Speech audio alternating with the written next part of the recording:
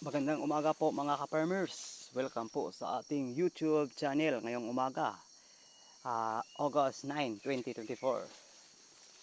Update lang po tayo sa aking talong po na Calyx Type 1. Ngayong araw po, tindahan ko po siyang sinira mga ka-farmers kasi, yan, dalawang row na sinira ko po. Ito po, sisirain ko mamaya kahit may mga bunga.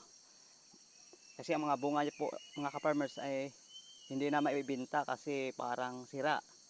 Kaya pinutol ko siya para mag-udlot ulit at maraming sanga at maraming bunga ulit at magaganda rin ang mga dahon. Yan po ang tawag na, ito po ay tinatawag na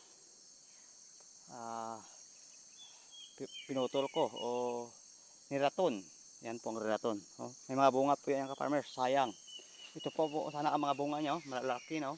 Tingnan nyo mga ka-farmers, maraming bunga. Estimation ko kung kukunin ko ito ngayon o bibinta nasa 300 kilos. Sa tag 35 po ang presyo. Tingnan niyo po mga farmers, sayang. Pero wala tayong magagawa kasi hindi rin ito makabibili sa mga bagsakan na malakihan.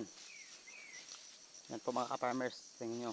Marami sana ang mga bunga pero wala tayong magagawa.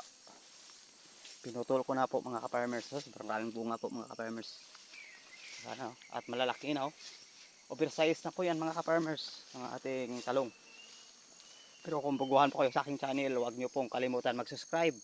Click rin ang aking notification bell para updated po kayo sa aking mga video na i-upload. For more info and for more details, click here and subscribe. Ito po mga ka-farmers, maraming bunga. Yan pa, putulin ko po yan mga ka-farmers. Update ko lang sa inyo ito, sayang nga pero wala tayong magagawa kasi mahina na ang bunga. May mga sakit na.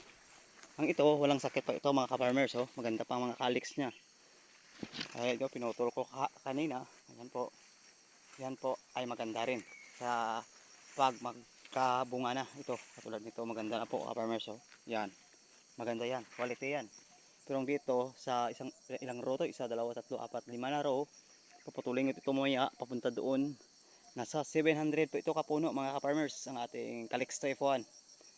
Pero wala, binibigay ko na lang ito sa amin dito yung mga kaya ito putulin ko, bibigay ko sa kanila, pinupuntahan nila dito sa aking area po para kunin, sayang naman kasi sayang na ang talong.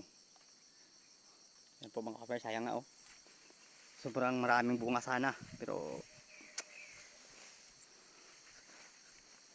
magaganda na sana wala tayong magagawa mga ka-farmers, ganyan talaga ang buhay sa pagpa-farm. Pero malaking income dito po mga ka-farmers sa pagpa-farm. Ito, oversize na po mga ka-farmers, laki. Yan po mga ka-farmers. Update ko lang sa inyo to.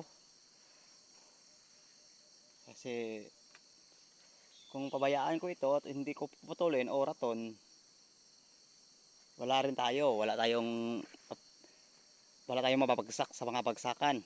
Kaya katulad nito, niraton natin, sunod na araw, 15 days, maganda na yan po mga ka-farmers, yung pinutol ko. At ito rin, puputulin ko maya, i-update ko sa inyo pag okay na ito, mag-vlog ako ulit ito para sa inyo. Yan lang muna ang aking update sa inyo mga ka-farmers sa ating talong po na Calyx Type 1. Salamat sa inyong panonood and God bless.